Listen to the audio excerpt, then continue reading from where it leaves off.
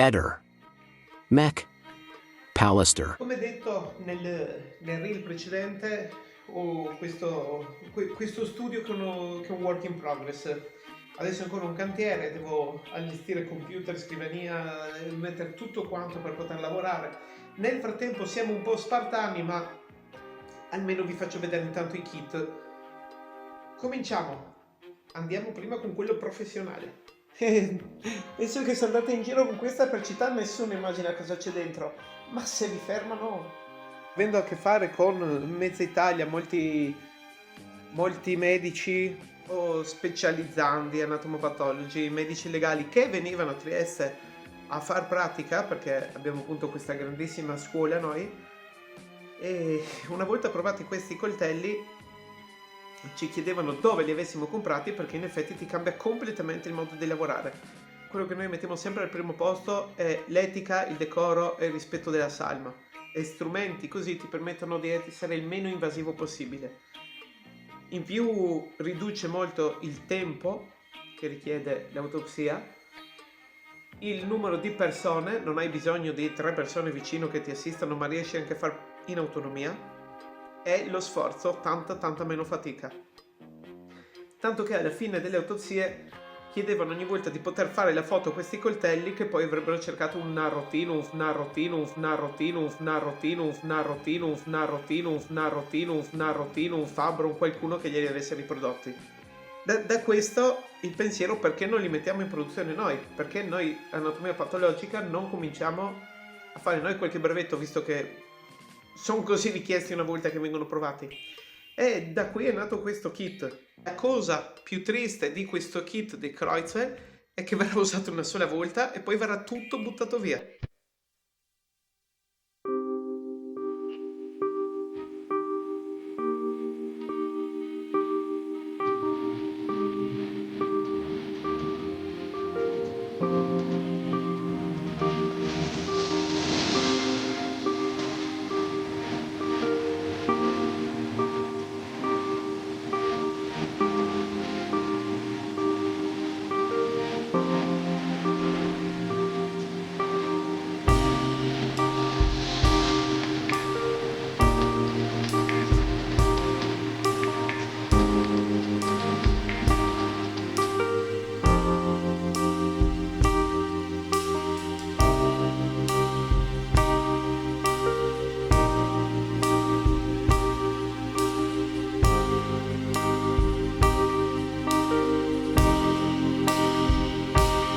Non si fermano le tensioni all'interno del mondo ultrasmilanista, già duramente colpito dalla recente maxi operazione delle forze dell'ordine che ha decapitato i vertici delle curve di San Siro.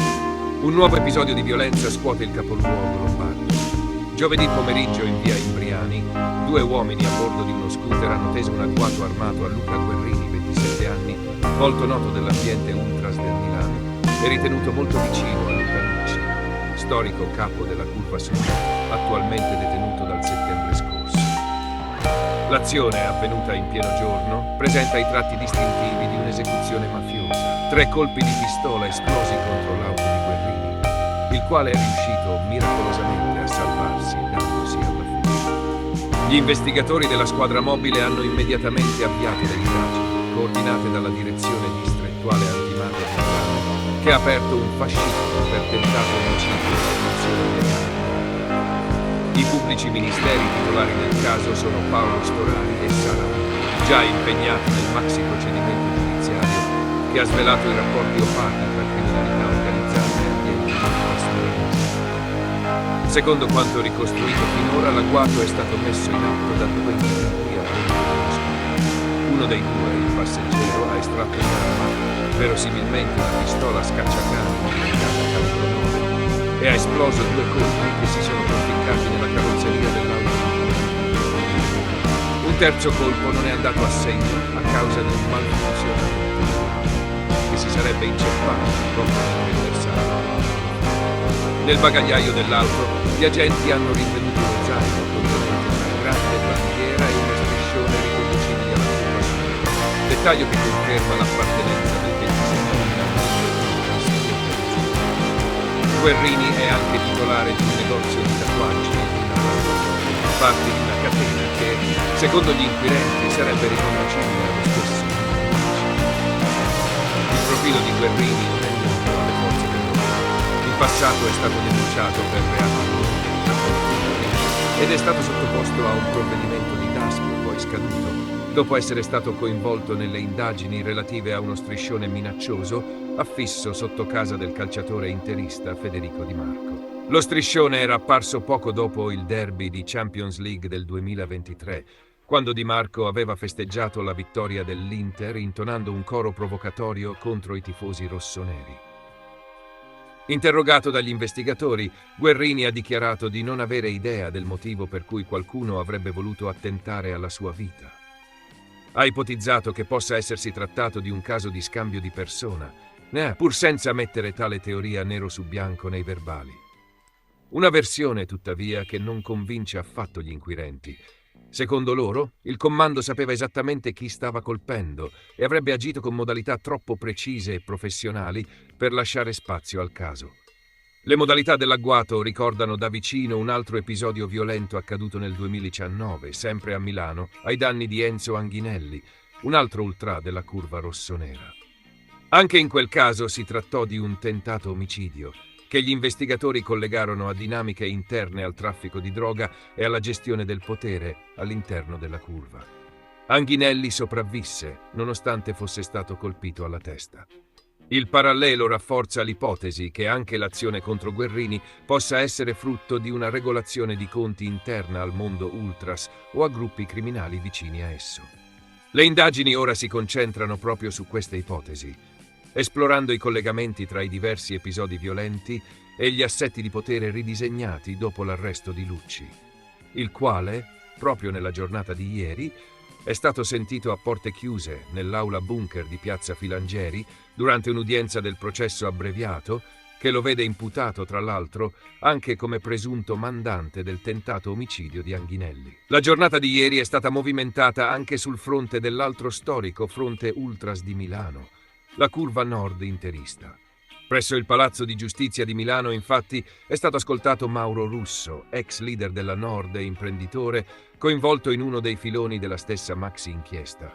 Russo è noto anche per essere stato socio in affari, pur in contesti estranei all'indagine, con figure di spicco come Paolo Maldini e Bobo Vieri. Secondo l'accusa, Russo avrebbe avuto un ruolo centrale in un sistema di estorsioni e usura legato alla gestione dei parcheggi intorno allo stadio Meazza. Avrebbe fatto da intermediario tra i gruppi criminali e l'imprenditore Gherardo Zaccagni, vittima delle pressioni. Attualmente agli arresti domiciliari, Russo è finito nel mirino della DIA per una serie di reati tra cui estorsione, emissione di fatture false e in alcuni casi anche l'aggravante dell'agevolazione mafiosa, con presunti legami con la cosca calabrese dei Bellocco. Questo nuovo agguato, a pochi mesi dall'arresto di Lucci e dalla riorganizzazione forzata della Curva Sud, dimostra come il mondo ultras milanese resti una realtà ad alta tensione, in cui la lotta per il controllo dei proventi illeciti e delle attività collaterali, dal bagarinaggio ai parcheggi, dai gadget agli esercizi commerciali, continua a essere fonte di violenza, intimidazioni e possibili regolamenti di conti. Il cadavere di Maria Luigia Monaco, conosciuta da tutti come Gina, è stato rinvenuto l'8 maggio 2025 in un'area impervia di contrada Tratturo Moretto, a poca distanza dalla sua abitazione. Il corpo era nascosto tra sterpaglie e arbusti, in una zona difficile da esplorare e presentava un avanzato stato di decomposizione. A fare la tragica scoperta sono stati i carabinieri e il personale dell'Arif Puglia, impegnati in un sopralluogo nell'ambito delle ricerche coordinate dalla prefettura di Brindisi. Le circostanze della scomparsa. Gina era scomparsa il 6 aprile 2025. Quel giorno, dopo aver chiesto al marito di prenotare un tavolo al ristorante per il consueto pranzo domenicale, si era allontanata da casa.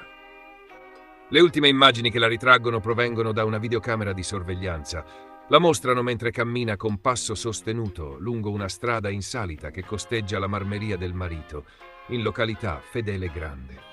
Nel video, Gina tiene in mano un sacchetto, probabilmente contenente blister vuoti di farmaci, e non si volta mai indietro. Le indagini e le ipotesi sulla causa della morte. Dopo il ritrovamento di una ciocca di capelli, Gli investigatori hanno concentrato le ricerche in un'area più circoscritta, particolarmente difficile da esplorare. Proprio lì è stato trovato il cadavere della donna, riverso al suolo e nascosto dalla vegetazione. In una nota ufficiale, il procuratore reggente di Brindisi, Antonio Negro, ha riferito che la donna è verosimilmente deceduta per cause non riconducibili all'intervento di terzi, ma ha aggiunto che saranno effettuati ulteriori accertamenti per stabilire con certezza l'identità e le cause della morte. Secondo quanto riportato da fonti investigative, il corpo di Gina è stato trovato in un buco, dietro un muretto a secco crollato, in mezzo a fitti cespugli spinosi e alberi di ulivo. Indossava gli stessi abiti del giorno della scomparsa: pantaloni e scarpe nere, un giubbotto grigio e celeste e una borsa beige. Conclusioni e prossimi passi. Attualmente gli inquirenti non escludono alcuna ipotesi. Saranno i prossimi rilievi a chiarire se si sia trattato di un tragico malore o se possano emergere nuovi elementi su quanto accaduto. L'autorità giudiziaria ha disposto l'esame autoptico per chiarire ogni aspetto rimasto in sospeso. La comunità di Ceglie Messapica è profondamente scossa da questa tragedia, che ha messo in luce la fragilità della vita e l'importanza di un supporto adeguato per le persone in difficoltà.